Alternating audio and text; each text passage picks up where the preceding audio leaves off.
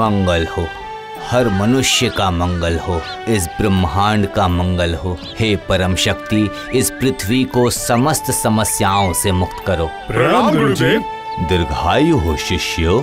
गुरुदेव, आज आपने एक ही वक्त एक ही समय में हम सबको यहाँ याद क्यों किया है? क्या आप हमें आज कोई नई शिक्षा प्रदान करने वाले हैं? विचलित होने का ऐसा कोई कारण नहीं है वत्स। तुम लोग मेरे सारे छात्रों में से सबसे उत्तम छात्र हो। तुम लोगों को आज यहाँ एकत्रित करने का आज कोई दूसरा कारण है। आज आप लोगों की शिक्षा संपन्न हुई है। कल से आप लोगों का नया जीवन आरंभ होगा। इतने दिन तुम लोगों ने जो भी कुछ सीखा है उसी शिक्षा को देश विदेश में फैलाओ और अपने आत्मविश्वास को बढ़ाओ। हम धन्य हो गए गुरुदेव, हम धन्य हो गए। जाइए, अब सब लोग विश्राम कीजिए। जो आज्ञा गुरुदेव, जो आज्ञा।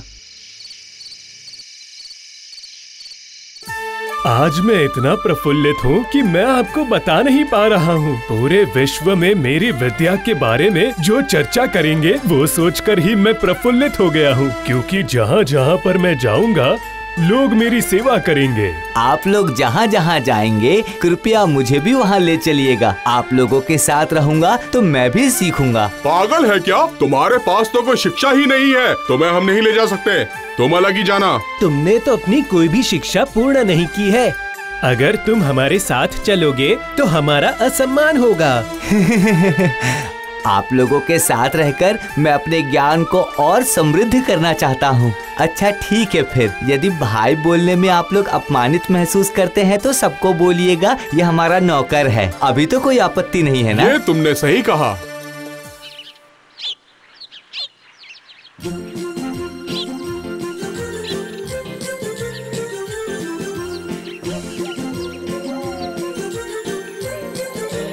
सुनिए भाई, यहाँ थोड़ा सा विश्राम कर लेते हैं। ये आपने उत्तम बात की। अब हमें अपने भोजन के लिए कोई व्यवस्था करनी होगी।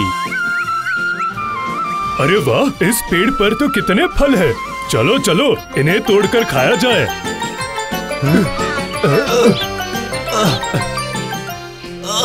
अरे रुकिए रुकिए भाई लोग, रुकिए। इस फल को तोड़ने के लिए मैं कुछ व्यवस्था करता हूँ, बुद्धि लगाता हूँ। ऐसी कौन सी बुद्धि इस्तेमाल करने वाले हो तुम चंद्रकांत? हमें भी तो बताओ। देखो देखो, सारी बुद्धि खर्च मत कर देना।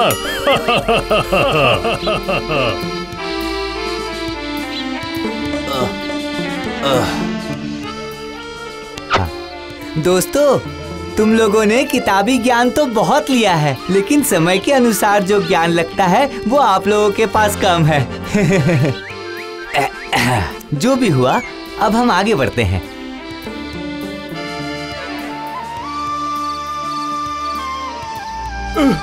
अरे ये जंगल में चल चल के तो हमारे पैर ही दुखने लगे।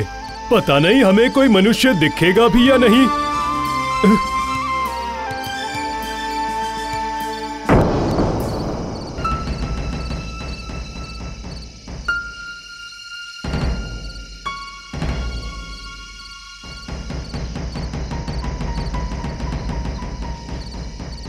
अरे देखिए देखिए, रास्ते में कितने सारे हड्डियों के टुकड़े बिखरे हुए हैं। हाँ सही बोल रहे हो। ये किसकी हड्डी है? यहाँ क्यों पड़ी है? ये निश्चित ही कोई जंगली जानवर की हड्डी लग रही है। अरे वाह वाह, क्या ये भी तुम्हारे चतुर दिमाग का फल है? वाह वाह, क्या बात है तुम्हारे दिमाग की। अरे नहीं दोस्त, ये तो साधारण ज्ञान है। जंगल में जंगली जानवर की ही हड्डी तो मिलेगी, और किसी की हड्डी कैसे मिल सकती है? वो तो तुम सही कह रहे हो, पर ये आखिर किस जानवर की हड्डी है? क्या हम किताबी ज्ञानों से ये जान पाएंगे? हड्डियों को देखकर तो ऐसा लग रहा है जैसे ये जंगल के राजा शेर की हड्डी है। मुझे तो ये हड्डी देख के लगता है कि मुझे तो ये हड्डी शियार की लगती है। पता नहीं चंद्रकांत को ये शेर की हड्डियाँ क्यों लग रही है, मैं समझ नहीं पा रहा। इस विद्या का नाम है सजग ज्ञान। ठीक है, ये सब हम कल तय करेंगे। अभी हम लोग विश्राम करते हैं। चलो चलो चलते हैं।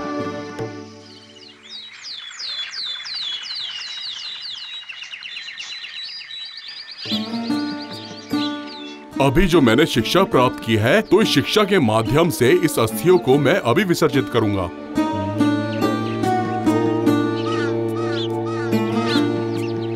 हे गुरुदेव, आपकी दी हुई शिक्षा, ज्ञान, आशीर्वाद व्यर्थ ना जाए।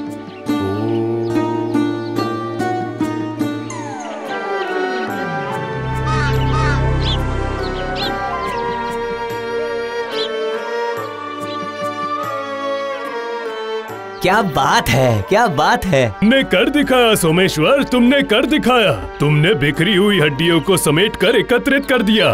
देखा चंद्रकांत, यही होती है असली शिक्षा, जिसको तुम कभी ग्रहण नहीं कर पाओगे। इस बार आपने बिल्कुल सही बात कही है दोस्त, आपकी शिक्षा सार्थक हुई है। पर अभी भी एक दुविधा मेरे मन में रह गई है। कौन सी दुविधा के बारे में बात कर रहे हो, ये बताओ। यही कि ये कंकाल किस प्राणी का है, ये हमें अभी तक नहीं पता चला है। हमने अपना अनुमान लगा लिया है, पर हमें अभी तक कोई सटीक उत्तर नहीं मिला है। देखो भाइयों देखो, मैं इस बारे में तो बिल्कुल निश्चित हूँ कि ये जंगल के राजा शेर की हड्डियाँ हैं। फिर भी इसे निश्चित करना आवश्यक है क्या? बोलो दोस्तों। क्यों नहीं, बताओ। इस विषय के बारे में हमें पूर्ण ज्ञान चाहिए। क्यों, सही कहा ना? तुम्हारी जानने की पूर्ण इच्छा नहीं है, इसीलिए तुम्हारी शिक्षा भी पूर्ण नहीं हो पाई है। ठीक है, लेकिन इसके बारे में हम कैसे सटीक होंगे, बताओ जरा। इसकी जिम्मेदारी तुम लोग मुझे दे दो। वो कैसे? मैंने जो विशेष ज्ञान प्राप्त किया है, उसके जरिए मैं इस कंकाल में मांस और चमड़ा वापस ला सकता हूँ और पता चल जाएगा कि ये कौन सा प्राणी था। ठीक है, तो इस बारे में हम कल सुबह चर्चा करेंगे, ठीक है?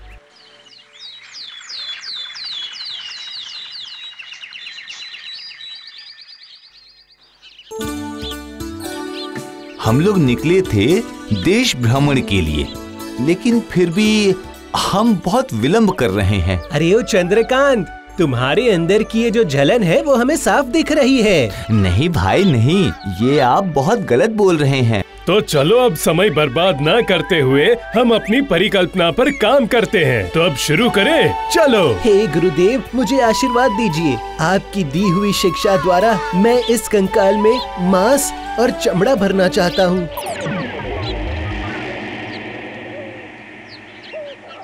बहुत अच्छे, बहुत अच्छे, तुमने ये कर दिखाया वीरबाहु, बहुत अच्छे। इससे आपकी आश्चर्य क्षमता का परिचय मिला। आप धन्य हो, आप धन्य हो, आप धन्य हो, आप धन्य हो। बहुत अच्छे। चंद्रकांत, तुमने ये सारी शिक्षा ग्रहण नहीं करी तो इसमें चिंता की कोई बात नहीं है। तुम हमारे साथ रहोगे तो सब कुछ सीख जाओगे।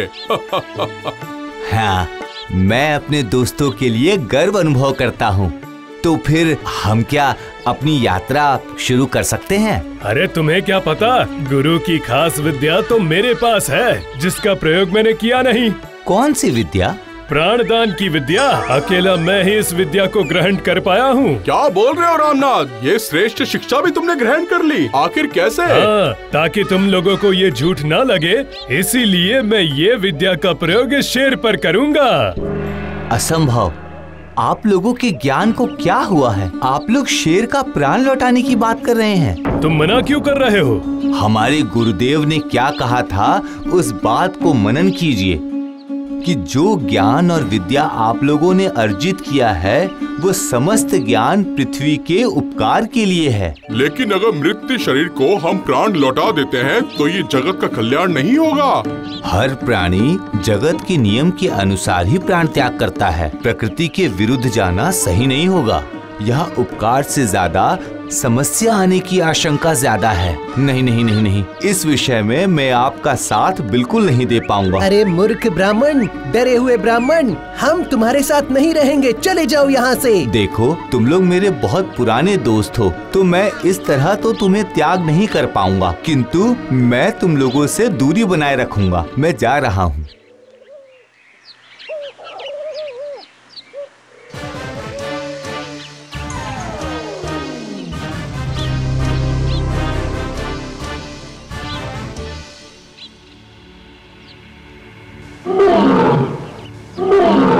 देखो भाई सोमेश्वर, देखो देखो देखो, ये देखो, विश्व की सबसे श्रेष्ठ विद्या मेरे पास है। नहीं!